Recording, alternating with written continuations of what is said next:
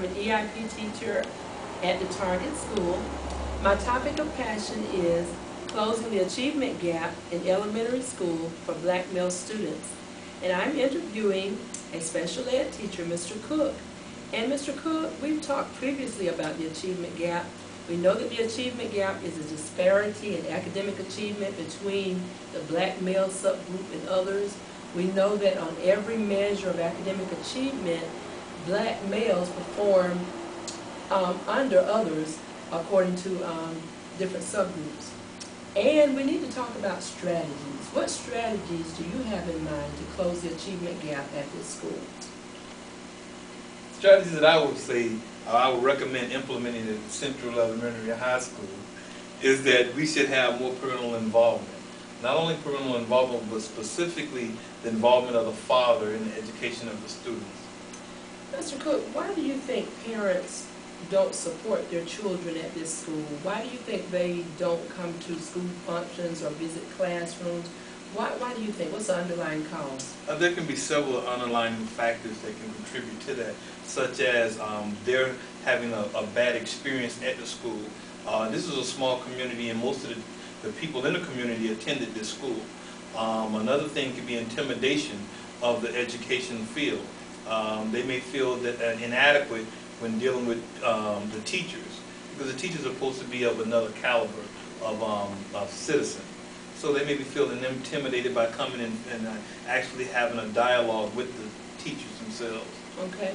Perhaps 5 years ago, statistics said that only 1 in 3 adults in this county possessed a high school diploma. So I do agree that perhaps some of the parents are intimidated by the faculty.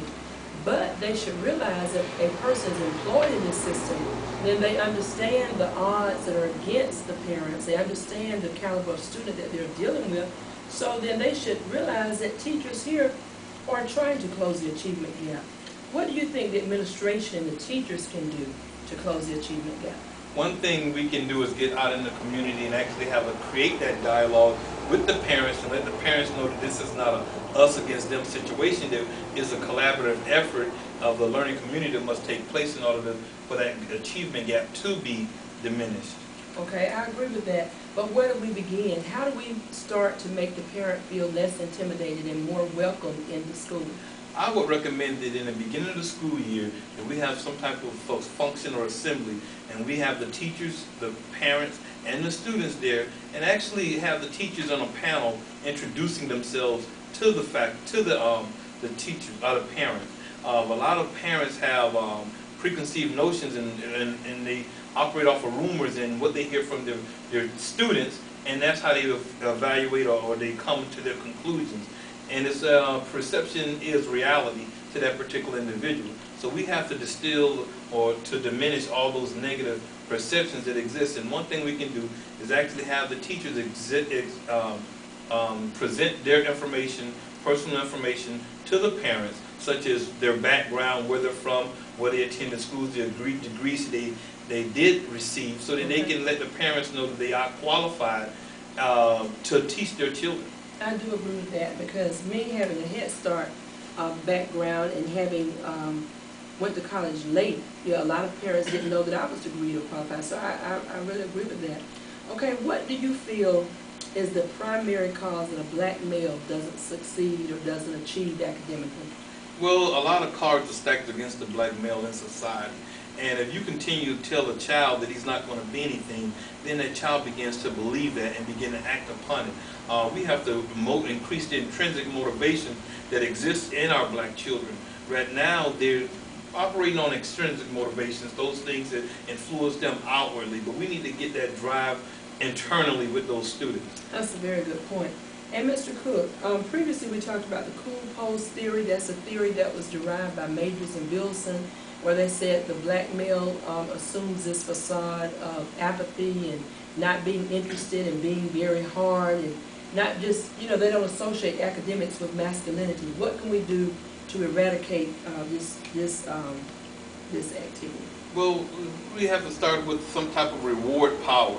We have to start with mentorship programs. to allow the kids to see that you don't have to be a rapper or you don't have to have bling bling to be somebody in society. That you can actually do through hard work and dedication, it pays off in the long run. Because if you tell them the lifespan of a football star, and as far as his employment in the NFL is concerned, it probably averages 4 to 5 years. And in 4 to 5 years, if he hasn't put away and invested the money, and 4 to 5 years after that is going to be gone.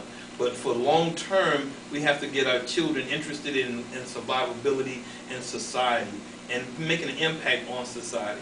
And I believe if we employ good quality mentors, a mentorship program, and actually have those kids have male interactions, then those numbers will increase as far as successes.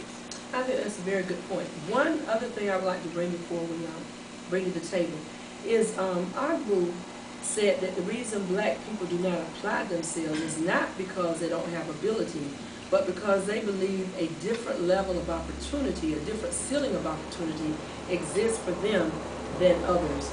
Could you speak to that? Well, we have to let them know that that ceiling does exist. Because we said if it didn't exist, then we will be sort of aligned to this particular student. So we let them know these are the cards that you're dealt. This is how you're going to have to deal. This is how you have to manipulate your hand. This is how you're going to have to deal with the ability that you have and the society what the society has given you. This is what you're going to have to do in order to survive in this particular surrounding. And as a human, we have learned to adapt and overcome. So we have to continue to enforce that in our young children and let them know that they can overcome. No matter what's coming against you, there's ways to overcome that. Okay. So you're saying that as teachers, our job is to provide the necessary tools to these students to make sure that they are not left behind. Yes. Thank you for your time. Thank you.